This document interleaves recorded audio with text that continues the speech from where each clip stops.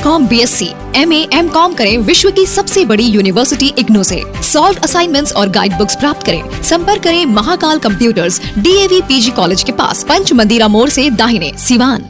मजबूत घर चाहिए तो अच्छे सीमेंट के साथ अच्छा सरिया भी लगाइए, तभी तो ऐसा घर बनेगा जो पीढ़ियां बरते। तो कौन सा TMT लगाएं? अरे एक ही तो है, भारत का सबसे भरोसेमंद Saluja gold TMT bars. Extra strong, higher earthquake resistance, flexible, better bonding with cement और सालों का भरोसा। निर्माण में मजबूती चाहिए तो अच्छे सीमेंट के साथ लगाइए सिर्फ सलूजा गोल्ड TMT। अब सही पकड़े हो कॉन्ट्रैक्टर बाबू। सलूजा गोल्ड TMT बार, मजबूती सब कुछ है। सिवान में बिजली के करंट से झुलसने से एक ही पंचायत में अलग अलग 2 घटनाएं हो गयी, जिसमें एक युवती की मौत हो गई है। वहीं युवक गंभीर रूप से जख्मी हो गया। जख्मी युवक को सिवान से गोरखपुर रेफर कर दिया गया है। युवती की मौत के बाद परिजनों में चीख पुकार मच गई। घटना लकड़ी नबीगंज प्रखंड के बलडीहा पंचायत की है।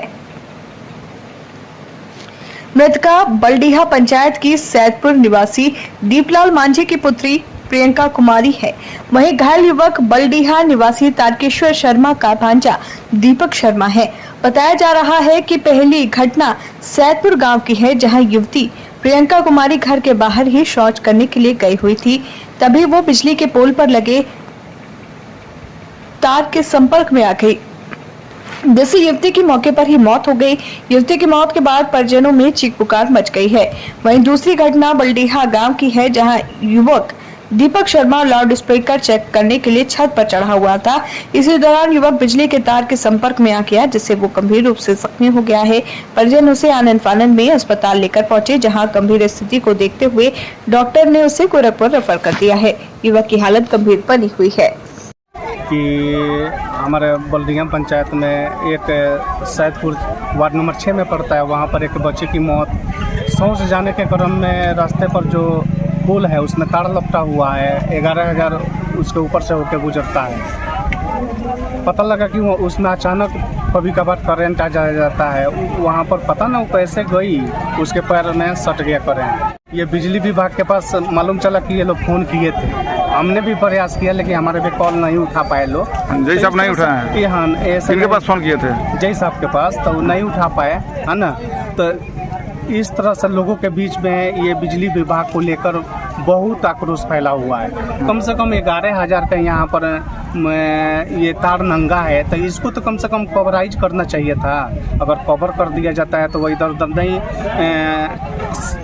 टच नहीं कर पाएगा। यहाँ पर लोगों का ये कहना है कि बिजली विभाग का बहुत बड़ा इसमें लापरवाही है, जिसके कारण ये आए दिन जान माल की क्षति हो। अच्छा, और एक शर्मा जी के लड़के को भी बलडीहा बाजार पर कहीं वो भी ये नंगे तार से सट गए, जिसके वजह से उनको रेफर किया गया है, शायद गोरखपुर गए हुए।